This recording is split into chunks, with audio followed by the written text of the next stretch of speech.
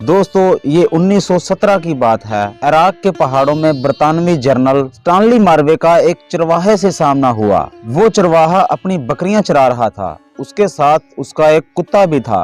General चरवाहे की तरफ मुतवज्जे हुए और कहा, अगर तुम अपने कुत्ते को ज़िबा कर दो तो मैं तुम्हें 1 पाउंड दूंगा। लेकिन दोस्तों कुत्ता चरवाहे के लिए बहुत अहम होता है। ये उसकी बकरियां चराने में उसकी बहुत मदद करता है। जंगली जानवरों के हमले से भी उनकी हिफाजत करता है। दूर गए रेवड़ को वापस लाने में भी मदद करता है। लेकिन 1 पाउंड की मालियत तो आधे रेवड़ से भी ज्यादा बनती थी।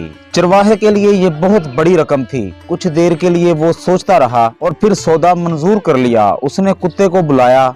कुत्ता दुम हिलाता हुआ उसके पास आ गया। उसने कुत्ता पकड़ा और जनरल के सामने उसको ज़िबा कर दिया।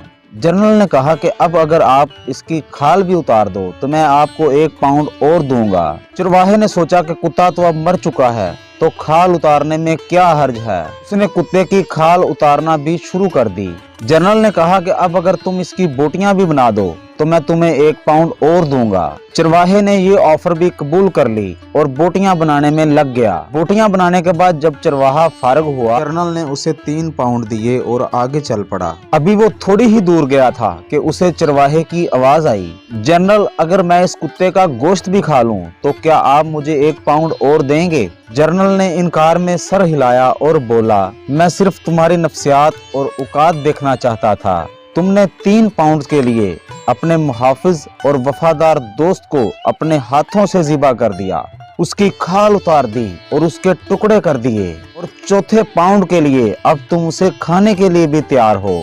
फिर जनरल अपने साथियों से मुखातिब हुआ और कहने लगा, इस कौम के लोगों की सोच इस तरह है कि ये चंद पाउंड के लिए अपने प्यारों और वफादारों को ज़िबा करने पर भी तैयार हो जाते हैं, लिहाजा तुम्हें इनसे खौफजदा होने की कोई ज़रूरत नहीं। दोस्तों आज हमारा भी यही हाल है। दोस्तों आज यही हाल हमारे मुस्लिम मुल्कों और मुआशरे का है। अपनी छोटी सी मसलहत और ज़रूरत के लिए अपनी सबसे कीमती और अहम चीज़ का सौदा कर देते हैं। आज हमारे दरमियान हमारे मुल्कों में कितने ही ऐसे चरवाहे हैं जो अपने मुफाद के लिए अपने हम वतन भाइयों का गोश्त खा रहे हैं और चंद टकों के एवज अपना मुल्क बेच रहे हैं। यही वजह है कि मुसलमान इतनी ज्यादा कसीर तादाद में हैं और इसके बावजूद पूरी दुनिया में ज़लीलो रुस्वा हो रहे हैं और जुल्म की चक्की में पिस रहे हैं।